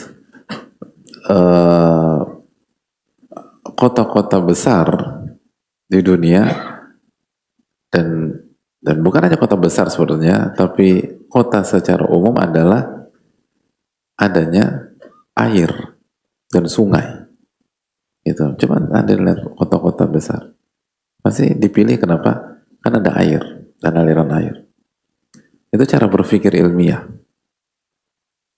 dan itu dijelaskan oleh para ulama. Makanya ada Kairo, Sungai Nil gitu loh. Lalu kenapa Hajar bertahan di Mekah? Karena Zam-Zam keluar. Secara umum demikian. Jadi dengan adanya hujan, itu maslahat besar buat kehidupan satu kota dan berbagai macam hal. Dan itulah kemahabesaran Allah Subhanahu wa taala. Dan sebenarnya kalau kita mau melihat lebih dalam lagi untuk diri kita, tetap nguntungin kita. Karena ketika antum kehujanan menggigil, maka akan terbuka pintu ibadah. Ibadah apa? Sabar, gitu loh. Kalau antum nggak menggigil kan nggak sabar dalam konteks ini. Jadi tetap menguntungkan. Tetap buka pintu ibadah, doa, gitu. Doa waktu hujan kan salah satu mustajab. Nah biasanya kan yang punya waktu berdoa ketika turun hujan pengendara mobil atau motor? Motor, karena motor berteduh. Nah, iya, mobil tetap fokus gitu. Kalau motor berteduh, habis itu angkat tangan doa, gitu. Antum pernah gitu nggak? Berteduh, doa, gitu. Dilihatin orang Pak Ustadz. Loh, katanya inna sholati wa nusuki wa mahyaya wa mamati lillahi rabbil alamin. Ada sebagian kita naik motor nggak pakai helm, nggak merasa bersalah. Padahal dilihatin orang, antum tetap cengar-cengir. Padahal jelas itu melanggar. Doa itu melanggarnya di mana, hadirin? Emang doa melanggar? Gak ada. Peraturan lalu lintas kasih kesempatan sebesar-besarnya kita berdoa.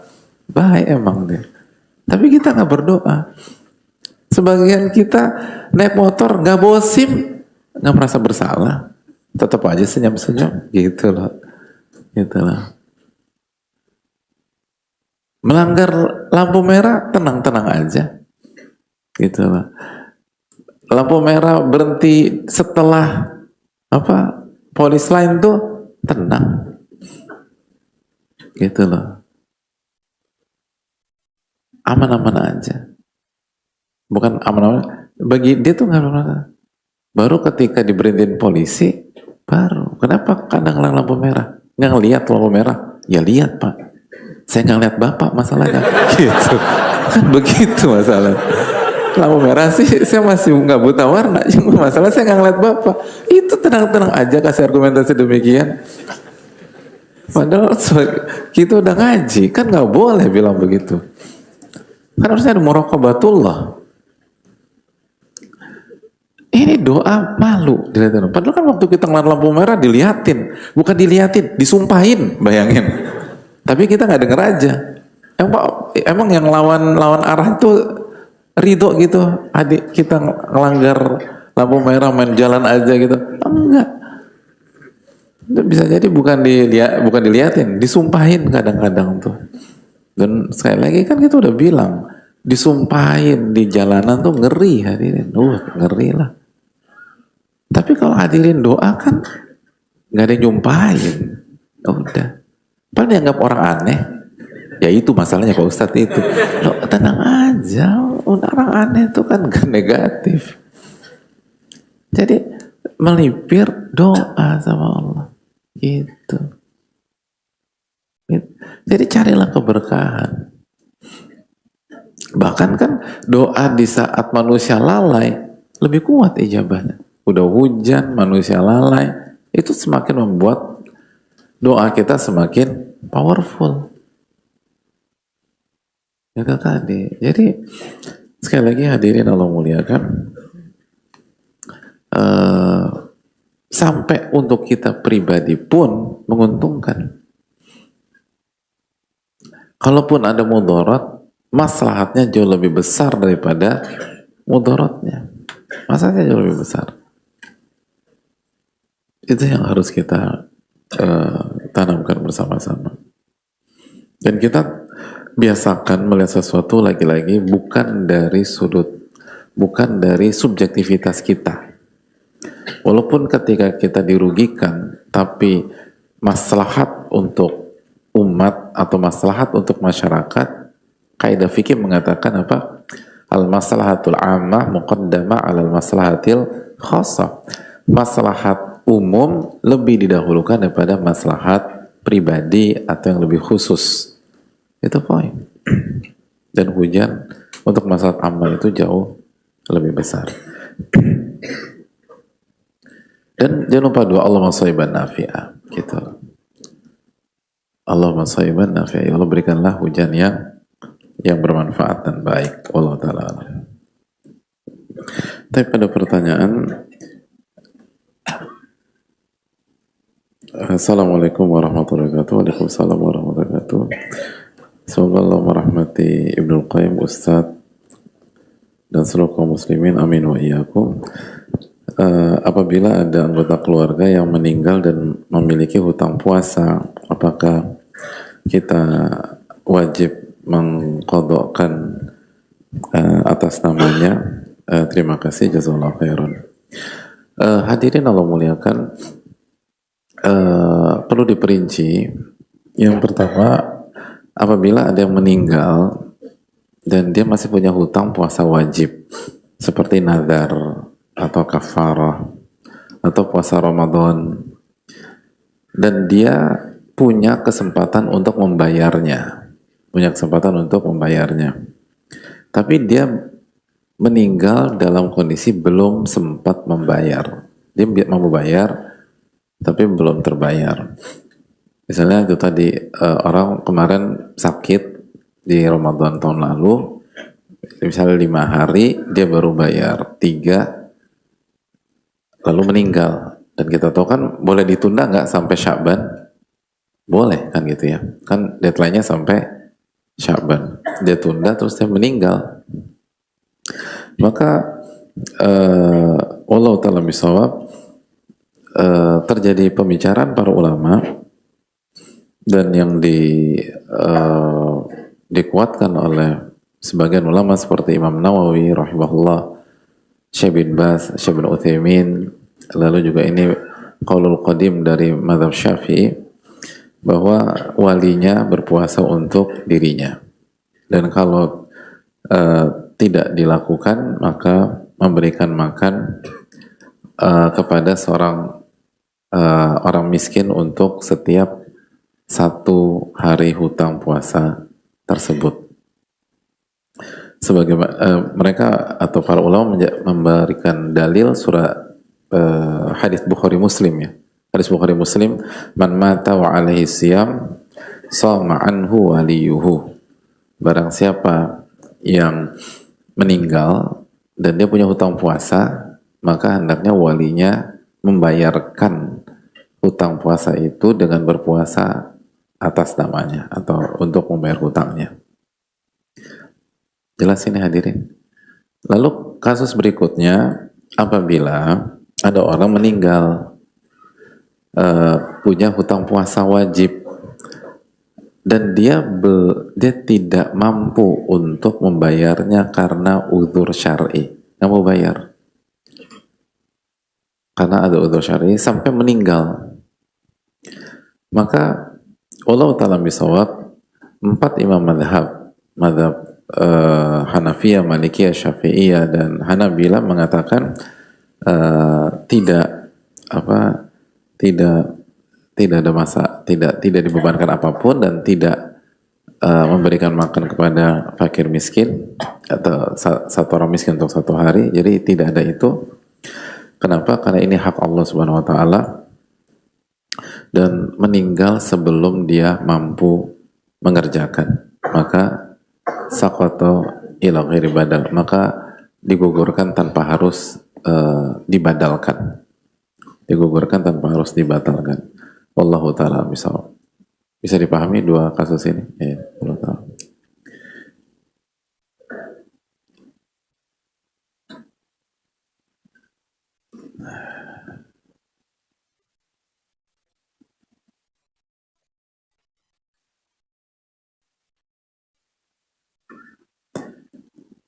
Assalamualaikum Ustaz. Waalaikumsalam. Saya mau tanya, apakah boleh jika kita bertanya tentang amalan orang yang soleh dengan tujuan memacu agar kita lebih giat dalam beramal soleh? Kalau boleh, bagaimana tipsnya agar hal tersebut tidak menjadi riya dan menghapus pahala bagi yang ditanya dan yang menanyakan? Jazakallahu khair Ustaz untuk jawabannya. Hadirin Allah muliakan, pembahasan kita tadi itu tergantung PR kita masing-masing dan orang beda-beda. Makanya tadi kita kaitkan, coba cek Ramadan yang lalu deh. Kita tuh seringkali terjebak di kondisi seperti apa sih? Maka tutup pintu itu rapat-rapat di Ramadan tahun ini gitu loh. Adapun hukum asalnya, kalau tidak ada unsur riya, tidak ada keinginan untuk dipuji dan tidak ingin dipuji bagi yang menceritakan dan yang bertanya hanya ingin mencari teladan dan termotivasi dan tidak lebih dari itu, maka hukum asalnya diperbolehkan. Wallahu ta'ala bishawab.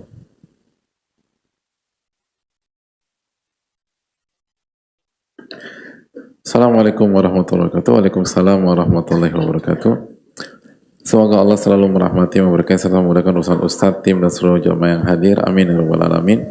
Begitu juga dengan Ibnul Qayyim rahimahullah ta'ala dan jamaah. Semoga Allah merahmati para ulama kita.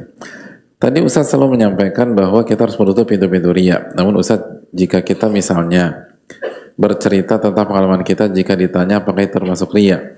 Contohnya di tengah-tengah kita seringkali setiap ada yang pulang safar untuk menunaikan haji dan umroh, pasti selalu ada rekan yang bertanya terkait perjalanan tersebut. Jazakallahu khairan Ustaz.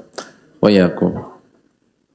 Hadirin Allah muliakan, selama tidak ada keinginan untuk dipuji, maka pada dasarnya diperbolehkan dan bisa masuk dalam hadis wa amma bi ni'mati rabbika fahadits, adapun nikmat Rabbmu ceritakan. Namun hati-hati, dan tidak semua orang sanggup ketika dorongan itu datang. Makanya sebagian para ulama memilih untuk tidak menceritakan, sebagian sekali lagi. Jadi artinya dinamika di dunia para ulama saja nggak satu sikap gitu dalam masalah ini. Ini kan menunjukkan kita harus ekstra hati-hati. Kita harus ekstra hati-hati. Makanya sebagian ulama mengatakan uktum hasanatik kama taktum sayyiatik. Sembunyikan kebaikan Anda sebagaimana Anda menyembunyikan aib-aib Anda, gitu loh. Tapi apakah ini harus kalau niatnya untuk sekali lagi mengajak, menjelaskan, memotivasi. Kayak misalnya ada, ini contoh kan tadi haji, ada teman kita itu udah mampu dan tapi tetap nggak mau haji. Misalnya karena dia berpikir bahwa haji itu ribet, atau gue takut dibalas di sana nih, kan sering gitu ya, nanti gue dibalas gimana.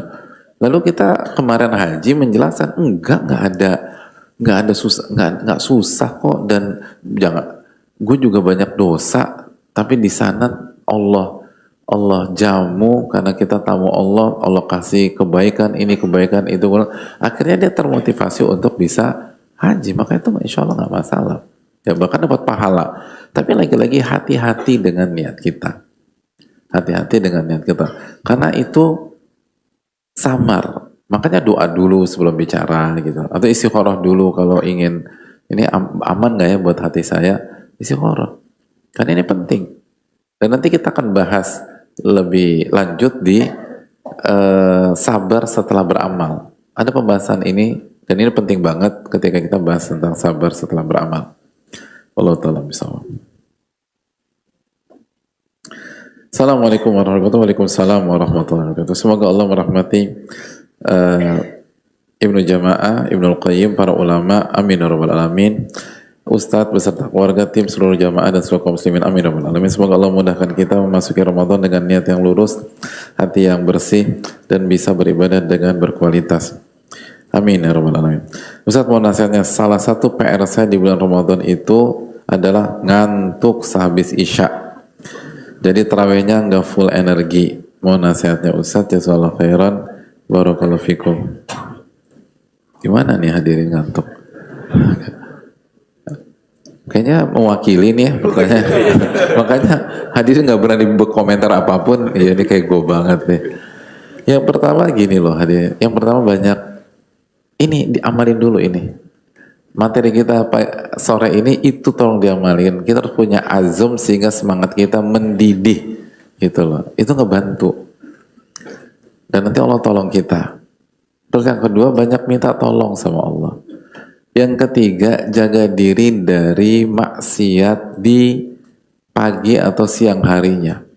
Jadi dalam arti kata, jaga kualitas puasa kita. Kalau puasa kita di pagi sampai maghribnya tidak hanya berpuasa dari makan dan minum, tapi juga mempuasakan diri dari dosa dan virus-virus hati, biiznillah malamnya akan punya kualitas. Lalu juga jangan pernah lupa banyak istighfar. Banyak istighfar. Kenapa demikian? Karena kita butuh energi dan kekuatan. Dan salah satu kunci kekuatan adalah istighfar. Salah satu inti kekuatan adalah istighfar. Apa kata Allah Subhanahu wa taala dalam surat Hud ayat 52? Allah mengatakan, "Wa ya qaumi istaghfiru rabbakum tsumma tubu ilaih." Wahai kaumku, beristighfarlah kepada Rabb kalian dan bertobatlah kepada Allah. Apa yang terjadi? Yursilis sama alaikum midrara. Allah akan turunkan hujan. Itu yang pertama. Wa yazidukum quwwatan ila quwwatikum. Allah akan tambah kekuatan kalian. Jadi fungsi istighfar dan taubat menambah kekuatan. Menambah kekuatan.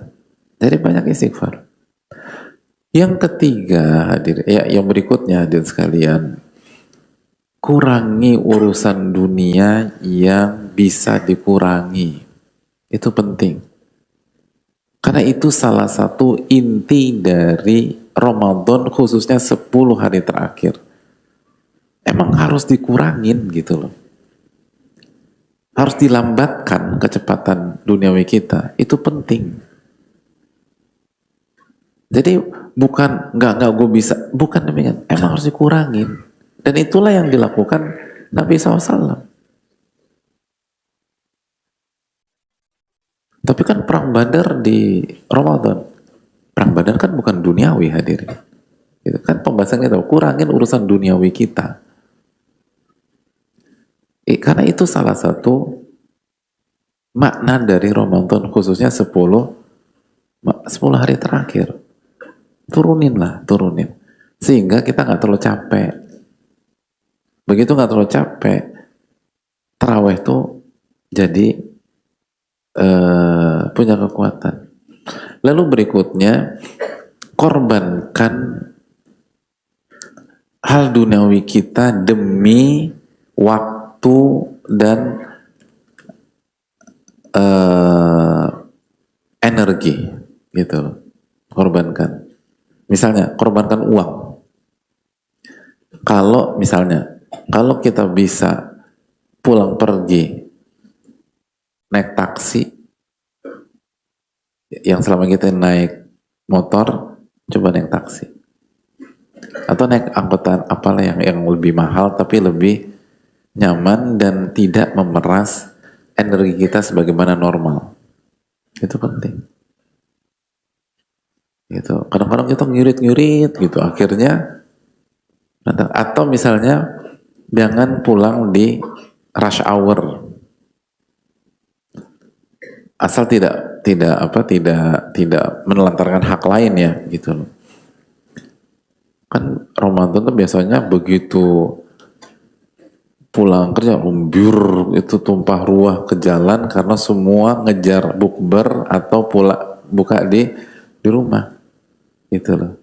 Dan biasanya sepi setelah taraweh. Tapi nggak tahu ya Jakarta tahun ini sepi nggak setelah taraweh.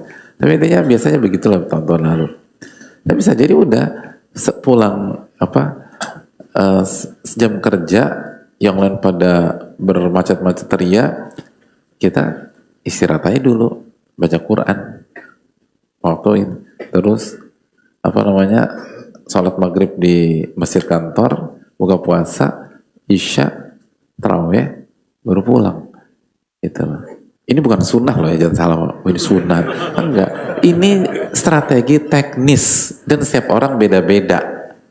Setiap orang tuh beda-beda.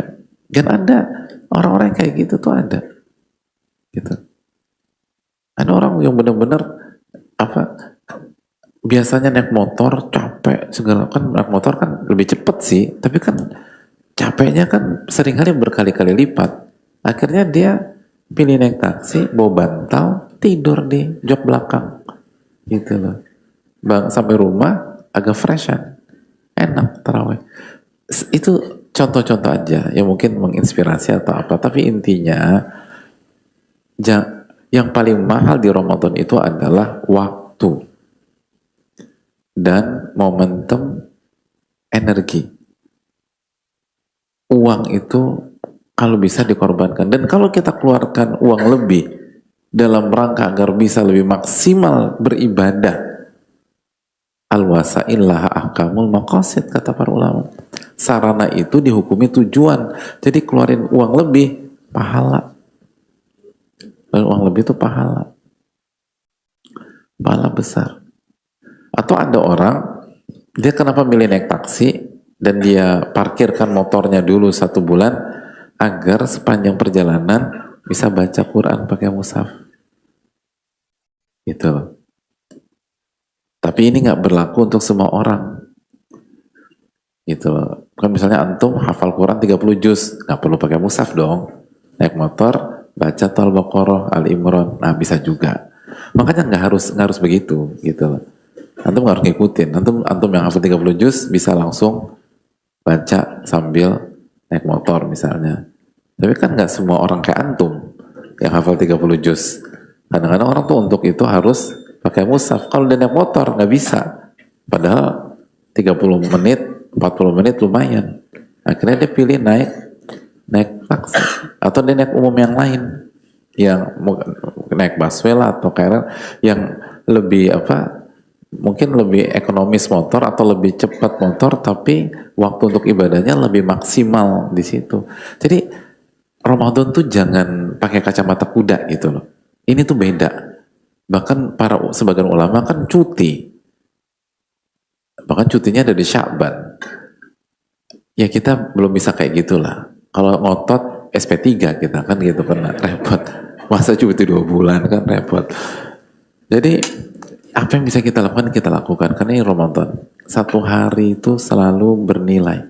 Dan ingat, ada di antara kita tahun lalu menjalankan ibadah dengan sosok yang tahun ini udah nggak ada. Dan dari situ kita melihat mahalnya Ramadan. Karena bagi sosok-sosok tersebut, berarti kan Ramadan tahun lalu sangat bernilai karena itu Ramadan terakhir mereka. Dan kalau kemarin mereka, esok bisa jadi kita. Jadi tolong maksimalkan Ramadan tahun ini. Semoga Allah memberikan taufik. Subhanallahi wa bihamdihi. Assalamualaikum warahmatullahi wabarakatuh.